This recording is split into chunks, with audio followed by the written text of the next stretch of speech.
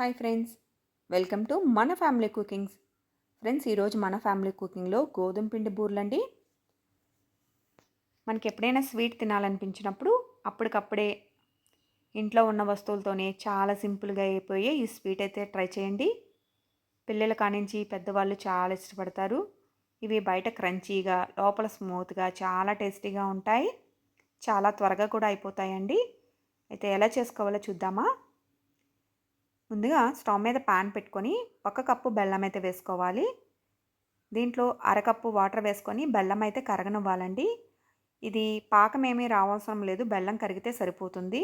ఈ విధంగా కరిగిన తర్వాత దీన్నైతే పక్కన పెట్టేసుకుందాం. ఇప్పుడు మరొక ప్లేట్ తీసుకొని 1 కప్పు బెల్లానికి కప్పున్నర గోధుమ పిండి అయితే తీసుకోవాలి. అలాగే పావు టేబుల్ స్పూన్ తినే సోడా, 4 స్పూన్ల గోధుమ రవ్వ, ఒక పావు టేబుల్ స్పూన్ ఇలాచి పొడి, 1 స్పూన్ నెయ్యి వేసుకొని పిండినంతా ఒకసారి బాగా కలిపేసుకోవాలి. ఇలా కలుపుకున్న తర్వాత ముందుగా మనం బెల్లాన్ని కరగబెట్టి ఉంచుకున్నాం కదండి, ఆ వాటర్ కొంచెం కొంచెం వేసుకుంటూ మనం పిండినైతే కలుపుకోవాలండి.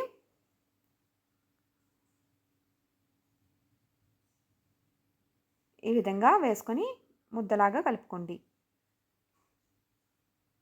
ఇప్పుడు దీనిపైన కొంచెం నెయ్యి అప్లై చేసి ఒక అరగంట సేపు పక్కన పెట్టేసుకోండి. అరగంట పోయాక తీసి ఒకసారి మళ్ళీ ఈ పిండిని బాగా కలుపుకోండి. ఇప్పుడు చిన్న చిన్న ఉండల్లాగా చేసుకోవాలన్నీ కూడా.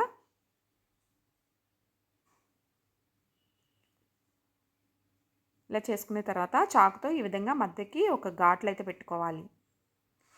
వీటిని ఖజూర్ అని కూడా అంటారండి, లేదంటే గోధుమ బూర్లు అంటారు. ఇప్పుడు స్టవ్ మీద ప్యాన్ పెట్టుకొని ఆయిల్ పెట్టుకోవాలండి. ఈ ఆయిల్ లో ఫ్లేమ్లో పెట్టుకొని ఇవైతే ఫ్రై చేసుకోవాలి. హైలో పెట్టారంటే బయటకైతే కలర్ వచ్చేస్తుంది, లోపలైతే మనకి వేగదు. లో ఫ్లేమ్లోనే నెమ్మదిగా ఫ్రై చేసుకోవాలి. ఇలా రెండు వైపులు తిప్పుకుంటూ ఫ్రై చేసుకోవాలి. మీరు బయటకు తీసిన వెంటనే తినకండి, కొద్దిగా మెత్తగా ఉంటాయి. చల్లారిన తర్వాత గట్టిపడి మనకి చాలా టేస్టీగా ఉంటాయి అన్నమాట. ఈ విధంగా వేగిన తర్వాత తీసి పక్కన పెట్టేసుకోండి. ఇవి పూర్తిగా చల్లారిన తర్వాత అయితే తిన్నారంటే అస్సలు వదలరండి, అంత టేస్టీగా ఉంటాయి. మళ్ళీ మళ్ళీ చేసుకొని తినాలనిపిస్తుంది. చూసారా, లోపలైతే మనకి ఈ విధంగా ఉంటుంది. ఓకే ఫ్రెండ్స్, ఈ వీడియో కనుక మీకు నచ్చితే లైక్ అండ్ షేర్.